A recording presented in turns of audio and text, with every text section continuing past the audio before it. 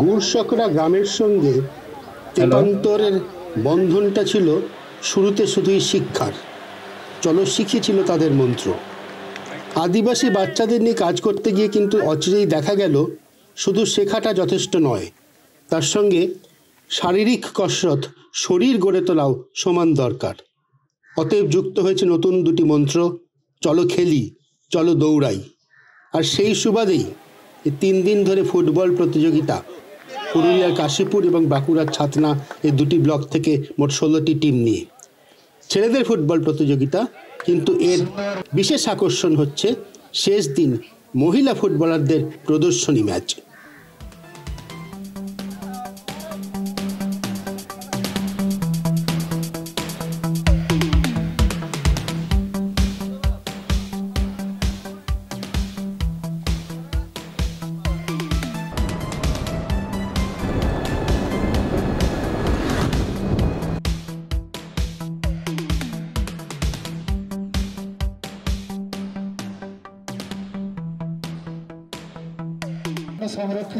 ঘাসবিহীন কাঁকড় ছড়ানো মাঠ, প্রস্তুতি তেমন নেই, সরঞ্জামেরও ঘাটতি রয়েছে, পায়ে জুতো অবশ্য সকলেরই রয়েছে। মেয়েদের খেলার মান কিন্তু নেহাত ফেলনা নয়। এমনকি কলকাতা থেকে আসা বিশ্বজিৎ ভট্টাচার্যের মতো ফুটবলারদেরও সেটা স্বীকার করতেই হচ্ছে।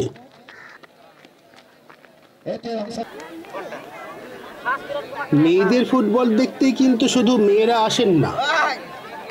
ফাইনালের দিন, ফাইনাল খেলার আগে ছিল মেয়েদের প্রদর্শনী ম্যাচ, কিন্তু তার আগের দিন যখন লিগ পর্বের খেলা চলছে তখনই কিন্তু নিজেদের গ্রামের ছেলেদের টিমের খেলা দেখার জন্য সন্তান কোলে হাজির মহিলা দর্শকরা।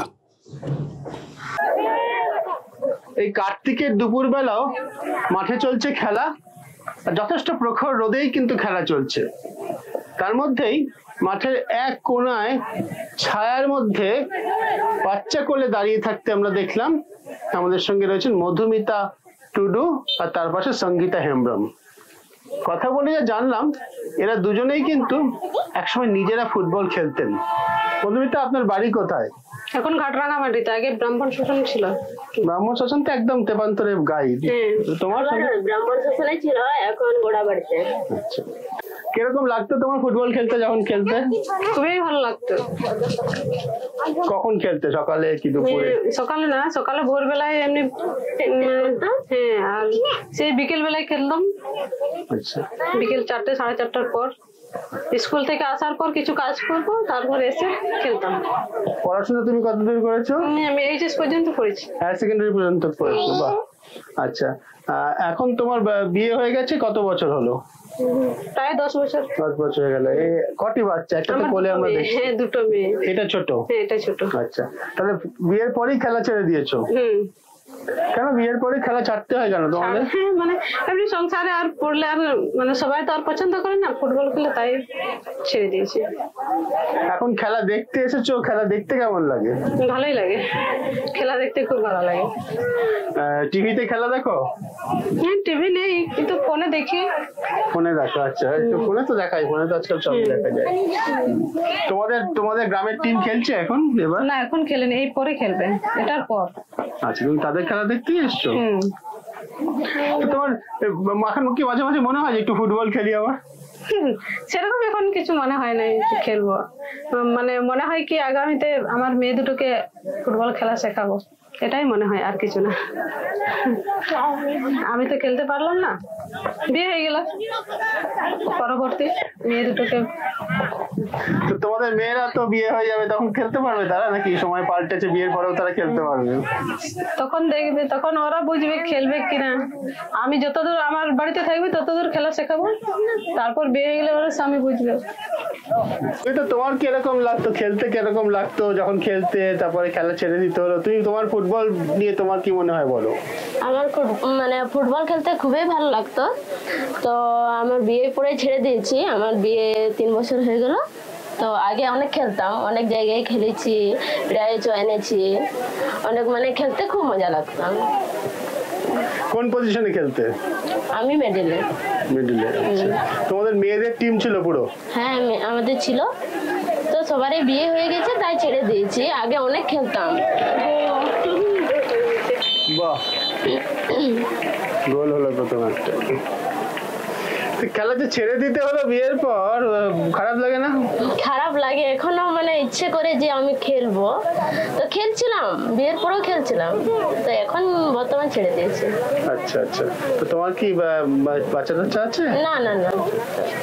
তো বাড়ির লোকে কি বলে এখনো, যে মানে বিয়ের পরে যে একটু খেলছে, বাড়ির লোকে, তোমার স্বামী, তারা কি বলে? না, আমার স্বামী বলে যে খেলো, কিন্তু বাড়ির লোক মেনে নেয় না। তো এখন বিয়ে হয়েছে আবার এখন খেলবে, সেটা ভালো। বাড়ির লোক বলে বাপের বাড়ির লোক না শ্বশুর বাড়ির লোক? শ্বশুর বাড়ির লোক, বাপের বাড়ির লোক বলে। আমাদের প্রায়গ্রামে সমাজ এটা মেনে নেয় না। তোমাদের খেলার ইচ্ছে? হ্যাঁ, আমার খেলার ইচ্ছে আছে। ওই যে সমাজে চলতে গেলে ওদের কথা মেনে চলতে হয়। ঠিক। তো মাঝে মাঝে মনে হয় না যে সমাজ যা বলছে তা মানবো না, একটু নেমে পড়ি ফুটবল নিয়ে মাঠে? তো মানে আমাদের ইচ্ছায় তো সেটা হয় না, তো বাড়ির লোকের কথাও শুনতে হয়। যদি না শুনি তাহলে ওদের মানে কথা শুনতে হবে, তাহলে সংসার অশান্তি হবে। এটাই অশান্তি হবে সংসারে। কি তোমার স্বামী তো চায়? তোমার স্বামী তো আপত্তি নেই বলছে? স্বামী চাই তো, এখন তো আমাদের ফুটবল টিম নেই, তো কার সঙ্গে খেলবো, একা হয়ে গেছি। সবার স্বামী তো সমান না। ঠিক ঠিক।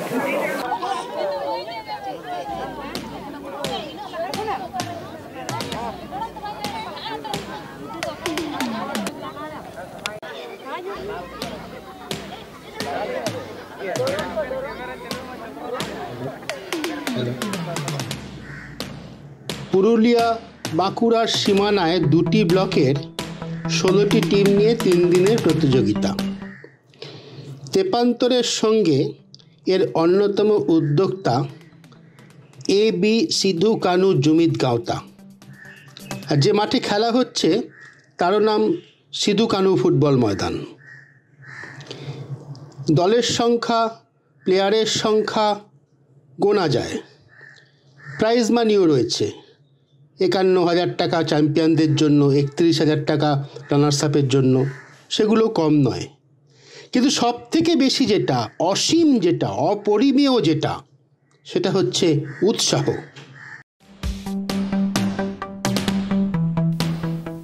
আক্ষরিক অর্থেই এই আদিবাসী এলাকার আবাল বৃদ্ধ বনিতা, কথাটা এখানে একেবারেই সুপ্রযোজ্য। আবাল বৃদ্ধ বনিতা, বালক, বৃদ্ধ, মহিলা, এলাকার সকলে রয়েছেন এই ফুটবল টুর্নামেন্টে।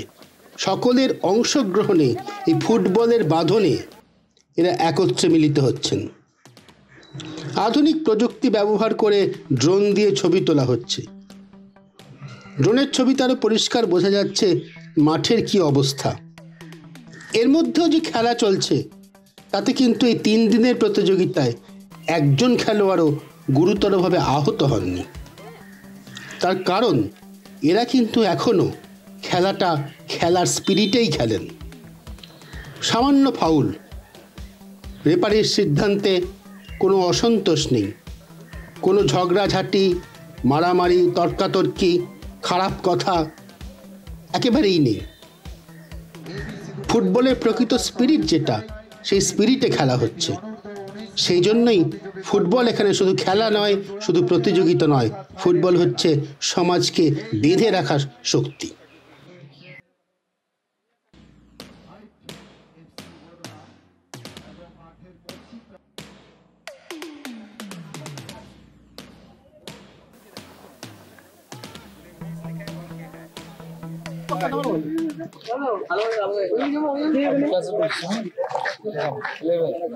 কোন পজিশনে খেলো?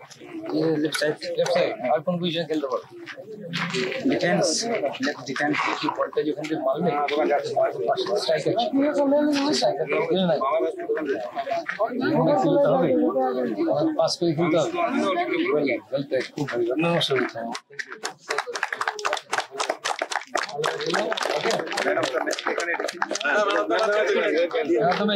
Man of the match 5 friend FC 10 number jersey Subir Kumar Soren. ভাই তুমি চলে এসো, সুবীর কুমার সরেন। দ্বিতীয় রাউন্ডের প্রথম খেলায় man of the match Subir Kumar সরেনকে পুরস্কার তুলে দিচ্ছেন ভারতীয় দলের প্রাক্তন খেলোয়াড় এবং কলকাতার বিশিষ্ট কোচ মাননীয় শ্রদ্ধেয় বিশ্বজিৎ ভট্টাচার্য মহাশয়। হাততালি দিয়ে বাঁকুড়া পুরুলিয়ার সীমানায় এই গুড়সাগরা গ্রামে তেপান্তর এবং এবি সিধু কানু জুমিত গাঁওতা এদের উদ্যোগে এই যে ফুটবল প্রতিযোগিতা 16টা দল খেলছে। 90 কেন প্রায় সমস্ত প্লেয়ারই 90% কেন প্রায় সমস্ত প্লেয়ারই আদিবাসী। এদের এই ফুটবল প্রতিযোগিতায় এদের উৎসাহ দিতে, প্রেরণা দিতে এবং একই সঙ্গে এদের মধ্যে থেকে সত্যিকারের ফুটবল প্রতিভা বাছাই করে তুলে আনতে এসেছেন বিশ্বজিৎ ভট্টাচার্য।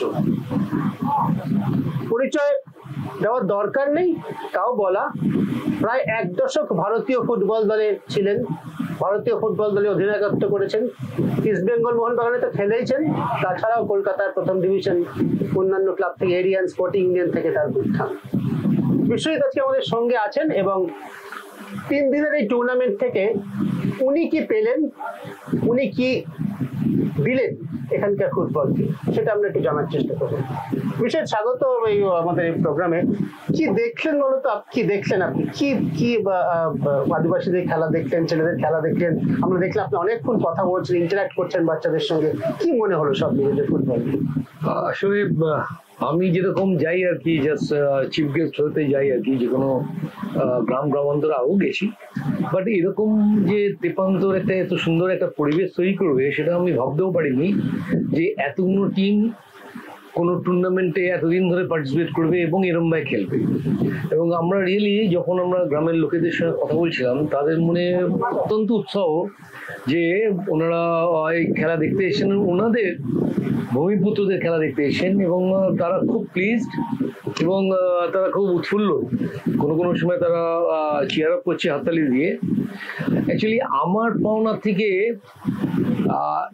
যেখানকার টুর্নামেন্টটা হচ্ছে তাদের পাওনা অনেক বেশি, কেননা আমার সঙ্গে আমি ক্যালকাটা কাস্টমসের treasurer, chief coach Partha Chakraborty, treasurer Rajib Bag, আমাদের ফুটবল সেক্রেটারি চন্দনদের আসার কথা ছিল, আসতে পারেনি। আমার এক বন্ধু আছে, আমরা এরা সব মিলে আমরা স্কাউটিং করি, বাইরে বাইরে গিয়ে যে ভালো ভালো প্লেয়ার নিয়ে আসি। আমাদের ক্লাবে আদিবাসী প্রচুর প্লেয়ার রয়েছে, যেমনি বিশ্বজিৎ হেমব্রাম রয়েছে, আপনার রবি হাসদা রয়েছে, আপনার সুরজিৎ হাসদা রয়েছে, রবি টুডু রয়েছে, প্রচুর প্লেয়ার এরকম আছে। তারা এই গ্রামাঞ্চল থেকে, মানে বাঁকুড়া, বিষ্ণুপুর, পুরুলিয়া, বর্ধমান, হুগলি, এইসব ডিস্ট্রিক্ট থেকে আমাদের খেলতে আসে। আমরা সেরকমই এখানে একটা এসছি এবং এই ফুটবল খেলার যে ক্যারেক্টারটা দেখেছি, যে আগে যেমনি দেখতাম ওরা দুমদাম মেরে খেলতো এবং আকাশে বেশি বল খেলতো, কিন্তু এখন ওরাও দেখি গ্রাউন্ডে ফুটবল খেলার চেষ্টা করে এবং খেলেও। কিছু ইন্ডিভিজুয়াল স্কিল আছে এবং খুব সুন্দর সুন্দর গোল আমরা যেমনি কলকাতা মাঠে দেখি, ইউরোপিয়ান ফুটবলে দেখি, তার কয়েকটা গোলও দেখেছি আমরা গতকাল কোয়ার্টার ফাইনাল লিগে, এবং অসম্ভব ভালো ওরাও খেলে। এবং মাঠের মধ্যে এমন বিশেষ কোনো কাজ দেখিনি যেগুলো আগে হতো, সেগুলো এখন একদমই দেখিনি। বাইরের দর্শকরাও এত সুন্দর রিসেন্টলি বসেছিল যে রিয়েলি এগুলোই আমাদের পাওনা। এবং আপনাদের যে টাইমিং দেওয়া আছে, প্রতিটা টিম যদি একই দিনে 6টা করে ম্যাচ হচ্ছে, প্রতিটা একটার সঙ্গে আর একটা টাইমিং কোলাইড করছে না এবং তারা খুব স্মুথলি খেলাটা হচ্ছে এবং ইন টাইমে অর্গানাইজাররা যে খেলাটা শেষ করে দিয়েছে তার জন্য অসংখ্য ধন্যবাদ। যে আমরা এইগুলো শিখলাম ডিসিপ্লিন কাকে বলে এবং ইন টাইম খেলাটা পরিচালনা করে। কেননা কলকাতা মাঠে আপনারা দেখেছেন যে বড় বড় ক্লাবরাও এই কে আগে পরে নামবেন জন্য ঝগড়াঝাটি আরম্ভ করে দেয়। স্পিরিটটা যেটা, সেটা পুরোপুরি এরা ধরে রেখেছে। ট্যালেন্ট আপনি যেটা দেখেন, কি লেভেলের ট্যালেন্ট আপনার মনে হলো? এরা কি কলকাতা মাঠে ফার্স্ট ডিভিশনে এদের মধ্যে যাওয়ার সম্ভাবনা আছে? স্কিল ফিল্ড আছে প্রচুর এবং এরা যথেষ্ট ডিসিপ্লিন। আমার মনে হয় এদের ভালো সম্ভাবনা আছে, কারণ আপনাদের যাদের নাম বললাম তাদেরকে আমরা এরকম ভাবে রিক্রুট করেছি এবং আমাদের স্পেশালি পার্থ চক্রবর্তী, রাজীব বাগ, চন্দন দে, সিদ্ধার্থ সেন এরা এসে এরা এইগুলোই হান্ট করছে আর কি। আমরা অনেক প্লেয়ারের নাম স্কাউট করি, তো সেইগুলো আমরা করেও যাচ্ছি, আমরা লিখেছি। তারপরে এখানকার অর্গানাইজারের সঙ্গে আমরা কথা বলেছি এবং ঋতুপদ বাবুর সঙ্গেও কথা বলেছি।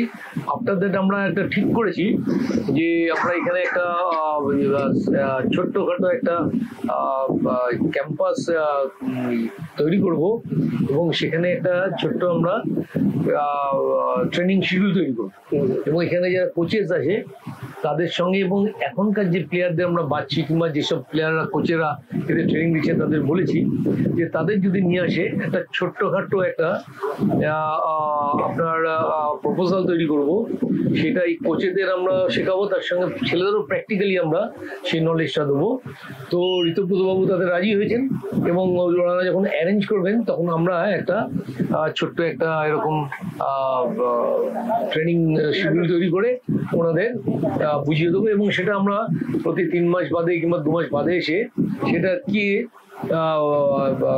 ভ্যালু কি কতটা সেটা আমরা দেখে যাবো, এরকম ভাবে একটা ইনিশিয়ালি তৈরি করার চেষ্টা করছি।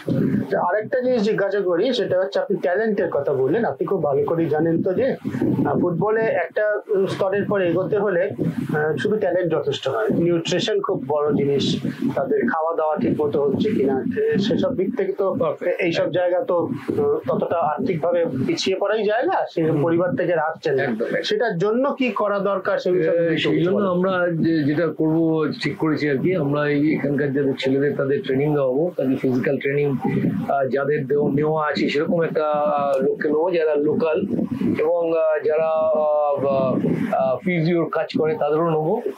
গোলকিপার যদি এখানে কেউ থাকে, যদি ট্রেন না থাকে আমাদের কোচ আছে পার্থ চক্রবর্তী, ওকে দিয়ে ট্রেনিং দেওয়াবো, শিডিউল তৈরি করে আমরা ওনাদের দেবো এবং সেটাকে আমরা মনিটরিং করবো। আমরা মাসে মাসে কিংবা 2 মাসে 3 মাসে আসবো, এসে মনিটরিং করবো এবং অফকোর্স যেটা আপনি বললেন নিউট্রিশনের খুব দরকার আছে, আর এটা মাঠটা গ্রাউন্ডটারও একটুখানি বেটারমেন্ট করার দরকার আছে যেখানে ওরা প্র্যাকটিস করবে। আমরা সেগুলো কথা বলেছি, আরো ইলেবোরেটলি কথা বলতে হবে, এগুলো অনেক সময় লাগবে আপনাকে বলে বোঝাতে, যেটুকু আমরা চেষ্টা করেছি এবং এটা আমরা করবো। এটা ঋতব্রতবাবুর সঙ্গে কথা হয়েছে এবং আপনাদের যারা এখানে এসেছেন তাদের সঙ্গে কথা হয়েছে, তারা এইগুলো সাপোর্ট করবেন এবং আমরা নিশ্চয়ই এগুলো এসে কাজটা করে এটাকে যাতে আরো ডেভেলপ করতে পারে সেটার চেষ্টা করি। অনেক ধন্যবাদ বিশ্বজিৎ। বিশ্বজিৎ বাবু যেটা বললেন তার থেকে একটা টেক অ্যাওয়ে আছে, একটা মুদ্রাকর জিনিস বেরিয়ে আসে, সেটা হচ্ছে শুধু 3 দিনের এই ফুটবল উৎসবের মধ্যেই এটা সীমাবদ্ধ থাকবে না, এর থেকে এই অঞ্চল গুরসাগড়া গ্রাম এবং আশেপাশে এই অঞ্চল স্থায়ীভাবে একটা বড় শব্দ ছোট আকারে প্রয়োগ করছি, একটা মিনিয়েচার হলো একটা ফুটবল একাডেমি, এরকম কিন্তু একটা সম্ভাবনার বীজ এখানে রোপণ করে যাচ্ছেন এরা। এখন সেটাকে কাজে লাগিয়ে এখানকার ফুটবলকে এগিয়ে নিয়ে যাওয়া, যেমন বাইরে থেকে বিশ্বজিৎ বাবুদের অবদান তাতে থাকতে হবে, তেপান্তরের অবদান থাকতে হবে, অবশ্যই স্থানীয় সমাজ এবং এলাকার যে মানুষজন আছেন তাদের অবদান থাকতে হবে। আমরা আশা করব এই তীরের সংযোগে এখান থেকে আগামী দিনে সত্যিকারের বড় ফুটবলার উঠে আসবে, তারা কলকাতা, বাংলা এবং ভারতের ফুটবলকে সমৃদ্ধ করতে পারবে।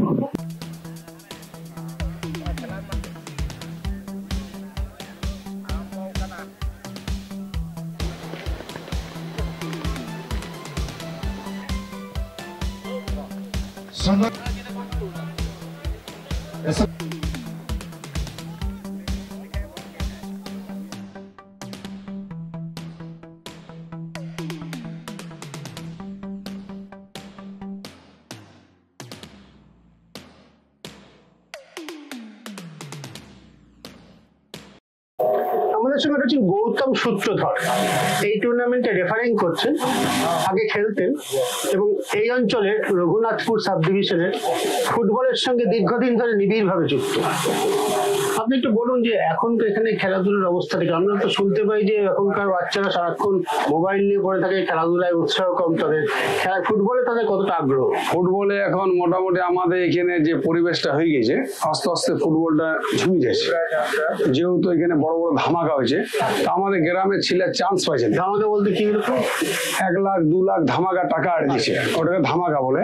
তা আমাদের এই যে আপনার টুর্নামেন্টটা করেছেন 19 বছরে, এই টুর্নামেন্টটা যদি আমাদের পুরুলিয়া ডিস্ট্রিক্ট এবং বাঁকুড়াতে যদি সবাই করা, তাহলে কিছু প্লেয়ার দেখতে পাওয়া যাবে, নাহলে আস্তে আস্তে ফুটবলটা মুছিয়ে যাচ্ছে। এবং ধামাকাতে সব 20,000 22,000 টিম দিচ্ছে পয়সা, আসছে খেলে চলে যাচ্ছে, আমাদের বাচ্চারা খেলতে পারছে না, তখন ওরা বাইরের প্লেয়ার এসে খেলে যাচ্ছে, খেলা যাকে খেলা। আচ্ছা। এবং আমাদের ছেলে পেলে তখন ওরা 2,000 2,500 টাকা জিনিস কিনে যখন চান্স পাচ্ছে না, তখন মোবাইলে যুক্ত হয়ে গেছে। এবং গ্রামে সবাইকে আমরা বলেছি যে তোমরা রানিং খেলা করো ডেলি একটি করে, আমাদের লেফারি থেকে আমরা পয়সা নেবো না, আমরা তেলের দাম নেবো, খেলাবো, তাহলে আমার গ্রামে ছেলে উঠবে কিছু। এখন রানিং খেলাটা বন্ধ হয়ে গেছে। নিয়মিত যে ফুটবলের চর্চা, সেটা বন্ধ। খেলা হবে, এলাকার ছেলেরা খেলবে, সেটা বন্ধ হয়ে গেছে। ফুটবলটা একটা শো হয়ে গেছে। এরা যেটা চেষ্টা করছে, একটা ধারাবাহিক ভাবে যদি খেলা চলে, একটা ট্রেনিং সেন্টার মতো করার চেষ্টা করছেন, বলছেন নিয়মিত যাতে কোচিং হয়, ছেলেরা প্র্যাকটিস করতে পারে তার ব্যবস্থা করবেন। এইটা করলে কি কোনো অবস্থা? এটা খুবই ভালো। এটা আমি বলেছি এসে ছেলেগুলাকে যে তোমরা করো, যা হেল্প আমি করব, আমি অত দূর থেকে আসবো, যদি একটা ক্যাম্প চালাতে হয় আমি নিজে এসে যুক্ত থাকবো এবং আমি সহযোগিতা করবো। এইরকম ক্যাম্প যদি করে যথাই হবে আমি কিন্তু হাজির হব, কেন আমি চাইছি আমার 19 বছরের ছেলেগুলা যেন খেলতে পারে। ইয়াতে নাহলে আর 2 বছর পর যা বুঝতে পারলাম যে ফুটবল নীল হয়ে যাবে। আমার অফিসে লিগ চলে মোটামুটি 60টা টিম হয়, এই বছর দেখা গেল 18টা টিম। তাহলে টিম এর কথা গেল, কোন অফিসের কথা বলছেন? রঘুনাথপুর সাব ডিভিশনে লিগ চলে।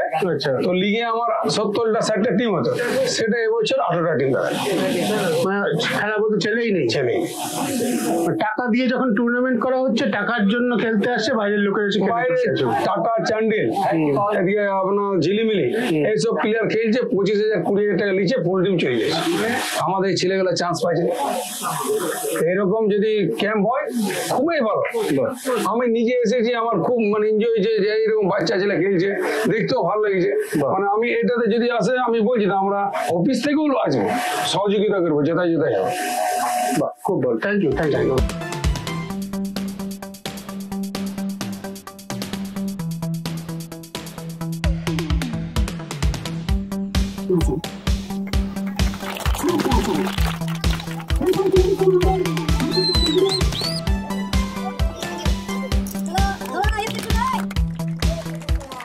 মেয়েরা ফুটবল খেললেন, যে মেয়েরা ফুটবল খেলতে এখন পারেন না, তারা ক্ষোভ প্রকাশ করলেন যে বিয়ে হওয়ার কারণে খেলতে পারেন না, কিন্তু তাদেরও আগ্রহ, তাদেরও আশা যে আগামীতে তাদের কন্যারা যারা এখন কোলের সন্তান তারাও ফুটবল খেলবে।